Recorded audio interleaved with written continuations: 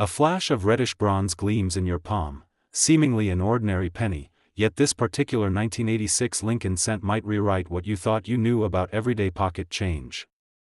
A whisper of doubling on Lincoln's profile, a stray off-center strike that nudges the rim, these quirks transform a humble 1-cent piece into a prize that seasoned collectors and accidental finders alike prize above face value.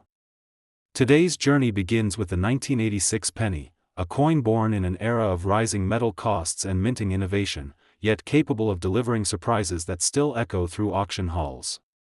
As we unravel its backstory, era varieties, and the staggering sums paid for the rarest survivors, you may find yourself peering more closely at that small copper disc in your change than ever before. Lincoln's likeness first graced the cent in 1909, honoring the centennial of his birth, but by 1986 the memorial reverse design, introduced in 1959, had become so familiar it faded into daily commerce. Rising copper prices in the early 1980s forced the U.S. Mint to swap the traditional 95% copper planchet for a cost-saving sandwich, a 97.5% zinc core clad in a 2.5% copper layer. That shift preserved color and heft, 2.5 grams at 19 mm diameter, but opened the door to new error types, as the copper layer could flake, delaminate or fail to bond perfectly. In 1986 Philadelphia struck roughly 4.49 billion no-mint mark cents, while Denver produced over 4.44 billion with its D mark. San Francisco's proof facility added about 3 million cameo pieces, intended for collectors rather than circulation. Against this vast backdrop, rare error examples stand out like rubies in coal, off-center strikes, double dies, missing copper clads, each error whispering of a momentary glitch in the Mint's high-speed presses. The most coveted variety is the double die obverse, where the hubs that impress Lincoln's portrait shifted minutely between strikes. Look for ghost-like shadows behind letters in Liberty, a thickened date, or a subtly doubled eye and bow tie. On the reverse, doubling may ghost the memorial's columns or the motto E pluribus unum. While mild doubling can slip past casual inspection, bold examples, where doubling leaps from surfaces, can command $20 to $50 in average circulated grades and surge into the hundreds when fully read and well struck. Off-center examples carry their own thrill. If the collar die misaligns by even 1 mm, part of Lincoln's face or the memorial vanishes into blank planchet. Collectors prize those with 5 to 10% off-centering for dramatic visual impact. Beyond 50% the coin reads as a blank planchet and loses appeal. Well-centered, lightly misaligned pieces command $10 to $30, bolder misstrikes with strong eye appeal can exceed $100 in uncirculated grades. Perhaps the rarest error of all is the missing copper-clad planchet. In those fleeting moments when a blank skips the plating bath or the bond fails, the result is a silvery zinc disc, weight unchanged at 2.5 g but appearance transformed. Certified mint state examples of this delamination error have sold for over $2,500, a testament to how a missing 2.5% copper layer can multiply value 100-fold. Turning from error types to market realities, most 1986 cents exchange hands at face value or a few cents above when graded MS-65RB, red-brown. An MS-67RD, fully red, brilliant, might fetch $3 to $5. Push the grade to MS-68RD, and prices climb toward $15 to $25. Auction record? A Denver-minted MS-69RD example realized nearly $8,000 in December 2021, a single coin elevating a humble cent into five-figure territory. Collectors love the human stories behind these finds. One hobbyist pulled a faintly double-die 1986 D from a pocket change roll. Within weeks, grading fees and auction costs turned a 2-cent coin into a $450 payday. Another spotted a misshapen planchet in a jar of cents, only to learn it was a 10% off-center error that sold for $220. Tales like these fuel late-night forum debates and inspire fresh hunts at grocery stores and laundromats. Condition dictates everything. A heavily circulated brown penny, scratched and darkened, rarely climbs above 10 cents, even with error traits. Shift to a red-brown MS-63, and you might see $1 to $2.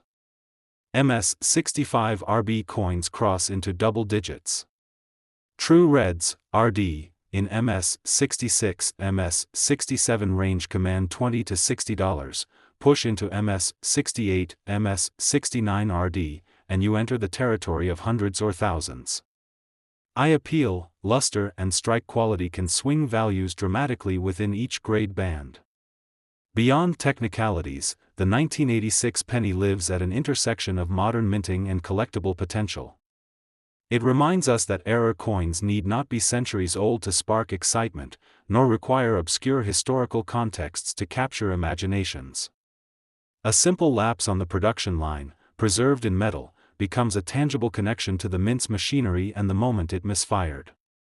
As you examine that quiet disc in your palm, note how Lincoln's profile stands against a field that might bear the faintest echo of doubling, or the slightest rim drift. Even if your piece turns out to be common, the thrill lies in the search and the knowledge that, among billions, a handful slipped through in far more interesting form. With the 1986 penny story in hand, from zinc core innovation to five-figure auction triumph, your focus may already be shifting to the next candidate for hidden treasure. Ahead, we'll explore the 1983 Lincoln cent, another unassuming 1-cent issue with era varieties and market twists that seasoned collectors prize. Stay tuned for how that earlier sibling builds on these themes and reveals its own secret potential. Shifting from the zinc core surprise of 1986, the 1983 Lincoln cent invites us into a different kind of modern-era mystery. On its surface, it's the same familiar memorial reverse design and Brenner portrait that generations handled without a second thought. But beneath that thin copper flash lies a world of transitional composition drama, bold die doubling, stray bronze planchets and minting mishaps that can turn a handful of pennies into the find of a lifetime. For collectors in their 40s and 50s who remember these coins in everyday use, the idea that one in your pocket or coin jar could be worth hundreds, even tens of thousands, adds a flash of excitement to every roll you crack open. The story begins with metal markets in turmoil. By 1982, copper prices threatened to push the intrinsic value of a solid copper cent above 1 cent. The mint solution was elegant in cost-cutting but ripe for error: produce billions of planchets made of a zinc core plated with a mere 2.5% copper. Visually, these new cents were nearly indistinguishable from their 95% copper predecessors, yet their different weight and layered structure opened the door to errors never before seen on Lincoln cents.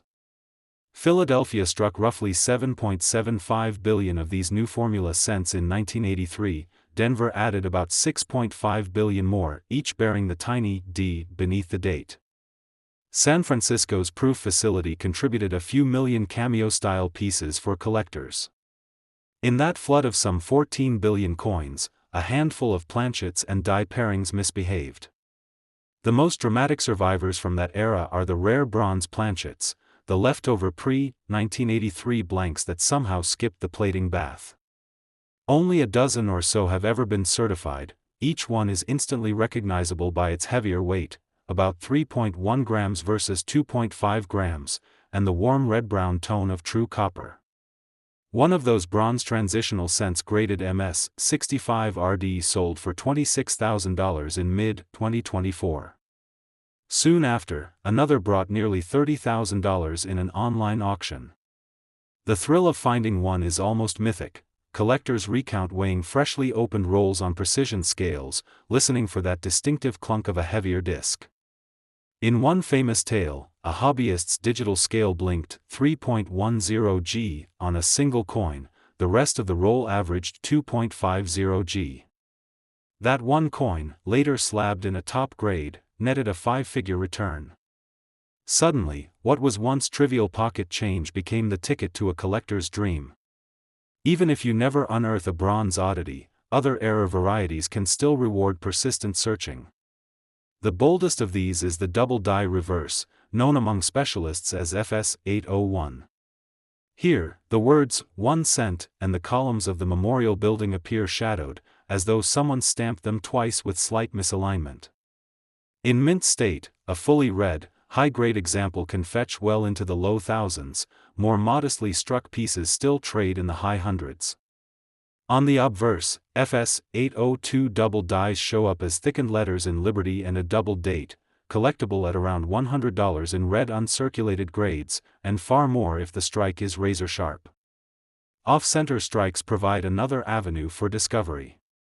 If the collar die shifts by a few millimeters, part of Lincoln's visage or the memorial reverse simply vanishes into blank planchet. Collectors prize coins with 5 to 15% off-centering, where the design remains mostly intact but noticeably skewed. Such coins trade from $20 to $50 in average uncirculated grades. When off-centering exceeds 20%, with a dramatic crescent of blank metal, prices can climb into the low hundreds if the coin still retains attractive surfaces. Clipped planchets and lamination errors add texture to the hunt. A clipped planchet, where the blank is cut short of a full circle, creates a curved missing segment that can catch the eye. In circulated grades, such pieces fetch $10 to $40. Uncirculated, they can be worth significantly more when the clip is large and aesthetically pleasing. Lamination errors occur when the copper plating separates from the zinc core, producing flaking or peeling. Mild instances may barely move the needle, but bold, unbroken flakes in mint state can command $50 to $100 or more.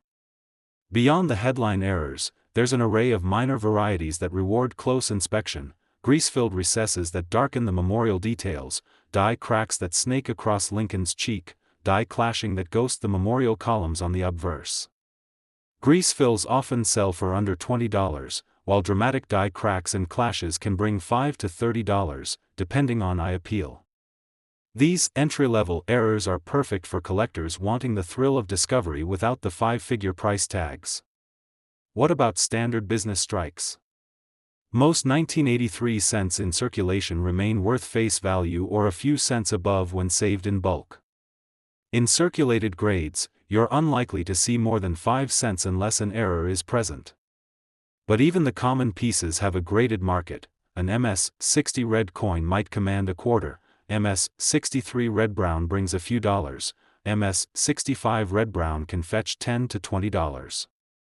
True red specimens in MS-66 might be $25 to $35, MS-67 reds push into the $30 to $50 range. The rare MS-68 red survivors, with flawless surfaces and full luster, can be guide-priced at $200 to $400. For many collectors, the hunt is as rewarding as the find. Rolling machines, bank-wrapped rolls and change-counting machines all serve as tools in the pursuit. Some weigh each roll on a digital scale, others use strong magnification to scan for die doubling or lamination flakes. Online forums share high-resolution galleries, diagnostic flowcharts and step-by-step guides to error identification. Between measuring, magnifying and comparing to reference images, the process blends scientific precision with the serendipity of chance. Human stories animate these technical details. One collector described spending an afternoon at a laundromat, swapping out rolls of cents in a change machine until he felt a slight weight difference. That single roll produced 2 FS-801 double die reverses, netting him over $1,200 after grading. Another recounted finding a clipped planchet in pocket change, then selling it for $150 on an auction site, enough to cover the cost of a new microscope and several more rolls of cents. Condition remains king. A heavily worn, brown circulated penny, no matter its error, rarely climbs above 10 cents unless the mistake is dramatic. In contrast, a pristine red mint example with any of the bold error types can leap into three-figure territory. Grading firms reward full red color, strong strike, flawless surfaces and attractive toning. Even within a single error type, two coins can vary wildly in value based on eye appeal, luster and whether contact marks interrupt the design. Looking ahead, the long-term outlook for 1983 cent errors remains robust. As metal prices and minting technology continue to evolve, these modern error coins stand as snapshots of a specific transition moment at the U.S. Mint. Many collectors born in the 1980s now seek the coins of their childhood, fueling demand. Meanwhile, advanced imaging tools and social media communities spread awareness of rare varieties, drawing fresh interest and driving prices. If you're gearing up for your next hunt, start with a reliable scale and a good loupe. Learn to spot the weight difference of a bronze transitional piece and the visual doubling on FS 801 and FS 802 dies. Keep an eye out for clips, laminations, and off-centers, and remember that sometimes the smallest anomalies yield the biggest thrills.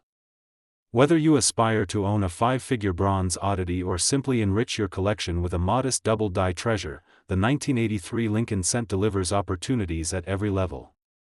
With this deep dive into the 1983 penny's origins, error spectrum, market values, and collector tales, you're primed to examine your own coins like never before. The next step will tie together what the 1986 and 1983 cents reveal about the broader world of modern era collecting, how everyday change can hide extraordinary value, and why these seemingly humble 1-cent pieces continue to captivate seasoned numismatists and casual hobbyists alike.